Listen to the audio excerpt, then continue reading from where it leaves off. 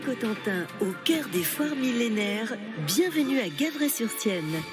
On découvre les savoir-faire chenous, comme on dit, jusqu'à 17h, en direct de la foire de Gavray-sur-Sienne, la foire Saint-Luc. Et c'est un savoir-faire rare, celui d'être filandière, fileuse, je pourrais même dire. C'est du filage artisanal qu'on va découvrir, une rencontre avec Tourneboulaine. Vous en avez peut-être déjà entendu parler si vous êtes dans le coin, puisqu'elle est installée à Quattreville-sur-Sienne. Valérie-Anne Renard, bonjour. Bonjour Caroline. Vous filez la laine à l'ancienne avec le rouet. Alors je trouve ça génial parce que je vous vois depuis tout à l'heure en train de tourner. Il faut avoir des biceps un peu quand même. Comme on le faisait autrefois dans nos campagnes. On découvre donc ce métier pour certains parce que je vois des petits bouts qui connaissent pas forcément ce métier. On découvre ça de fil en fil finalement. Mais alors comment vous avez découvert cette passion? Comment c'est né chez vous?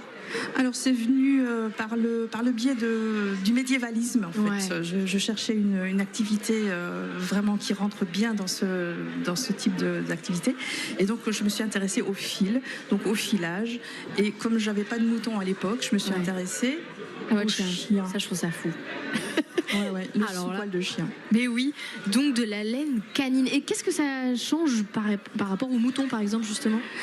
Ce que ça change, ça va apporter énormément de douceur, parce que quand on brosse, si vous avez un chien, et vous avez un chien, quand on brosse son chien, on récupère le sous-poil qui est très très doux. Et donc ça, c'est une grosse différence par rapport au mouton. On va avoir une laine très douce. Le mouton peut donner aussi une laine douce, mais pas aussi douce. C'est ça. Et puis pour certains, parfois, ça peut gratter une laine de mouton. Là, c'est pas le cas. Avec le chien, si on récupère vraiment le sous-poil, sans les poils, ça grattera pas. C'est ça qui est génial. Alors c'est un métier, je me pose la question depuis tout à l'heure que je vous vois en démonstration, qu'on exerce par passion ou par patience, ou les deux, mon capitaine? Eh ben, la passion donne de la patience, voilà. C'est ça, et les deux sont alliés. Effectivement, c'est une des raisons pour lesquelles il n'y a plus tellement de fileuses, de fileurs artisanales, parce que ça prend beaucoup de temps, c'est chronophage, et que voilà, ça prend du temps. Oui, forcément, j'imagine. Alors j'en parlais des petits bouts parce qu'on voit plein d'enfants là qui viennent nous voir à la foire à la citrouille. Est-ce que les visiteurs, donc surtout les plus jeunes, connaissent ce métier? Est-ce qu'ils connaissent le filage artisanal ou pas du tout? Non, mais en même temps, les enfants, ils découvrent tout. Oui. Donc c'est ce que j'aime sur ce type d'événement, c'est montrer comment on fabrique du fil.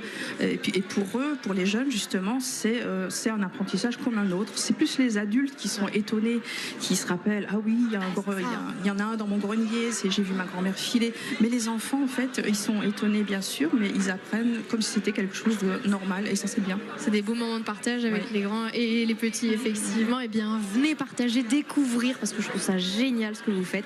Tourneboulaine, c'est à Quattreville-sur-Sienne, et puis c'est évidemment tout un pan de notre patrimoine normand que vous découvrez à la foire Saint-Luc de Gavray-sur-Sienne. Alors passez-y. Merci beaucoup d'avoir été là. Merci Caroline. À très très bientôt.